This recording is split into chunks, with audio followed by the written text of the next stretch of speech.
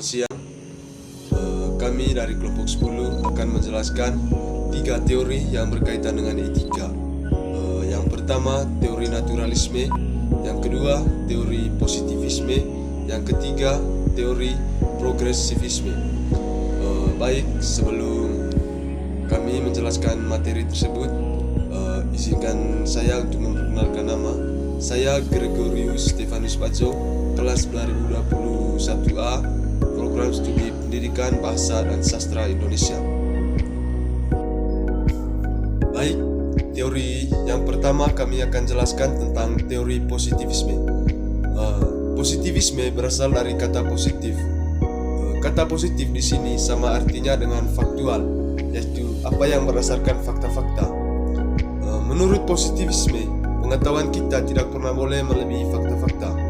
Positivisme adalah suatu aliran filsafat yang menyatakan ilmu alam sebagai satu-satunya sumber pengetahuan yang benar dan menolak aktivitas yang berkenaan dengan metafisik.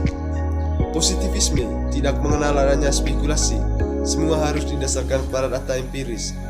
Positivisme juga menganggap bahwa sebuah kunci pencapaian hidup manusia dan mengatakan positivisme tidak mengenal adanya spekulasi. Semua harus didasarkan pada data empiris. Yang berikut ciri-ciri positivisme. Ciri yang pertama, metode ilmiah. Yang kedua, empirisme. Yang ketiga, objektivitas. Yang keempat, universalitas. Yang kelima, reduksionisme. Yang keenam, determinisme. Berikut fungsi positivisme. Fungsi yang pertama, positivisme mendorong penggunaan metode ilmiah. Yang kedua, menekankan pentingnya data empiris. Yang ketiga, memperkuat rasionalitas. Yang keempat, mengurangi pengaruh agama. Yang kelima, membantu dalam pengembangan teknologi. Baik, saya akan memperkenalkan diri saya. Perkenalkan, nama saya Stefanus Bajo, kelas 2021A, Prodi Bahasa dan Sastra Indonesia. Di sini saya akan menjelaskan tentang naturalisme.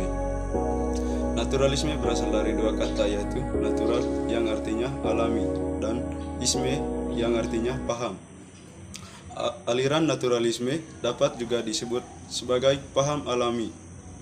Maksudnya bahwa setiap manusia yang terlahir ke bumi ini pada dasarnya memiliki kecenderungan atau pembawaan yang baik dan tidak ada seorang pun terlahir dalam pembawaan yang buruk.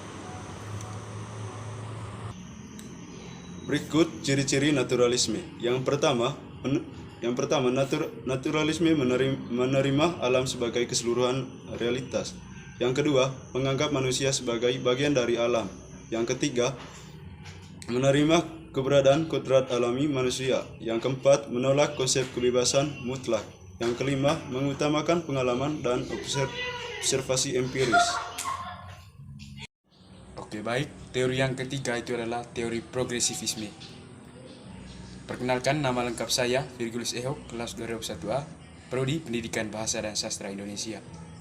Baik, pengertian dari progresivisme adalah sebuah paham filsafat yang lahir dan sangat berpengaruh pada abad ke-20. Aliran ini berpendapat bahwa pengetahuan yang benar pada masa kini mungkin tidak benar akan masa mendatang. Pendidikan harus berpusat pada anak, bukannya berfokuskan pada guru atau bidang muatan. Yang kedua, ciri-ciri dari aliran progresivisme. Yang pertama, pendidikan harus berfokus pada kebutuhan individu, bukan hanya pada isi kurikulum.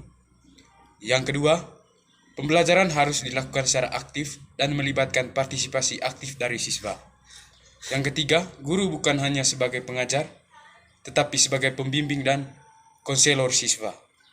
Yang keempat, pembelajaran harus berpusat pada masalah atau situasi nyata yang relevan dengan kehidupan siswa.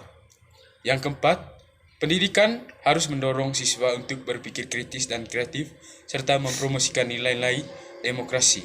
Yang terakhir, evaluasi harus lebih berfokus pada kemajuan siswa dan bukan hanya pada hasil akhir.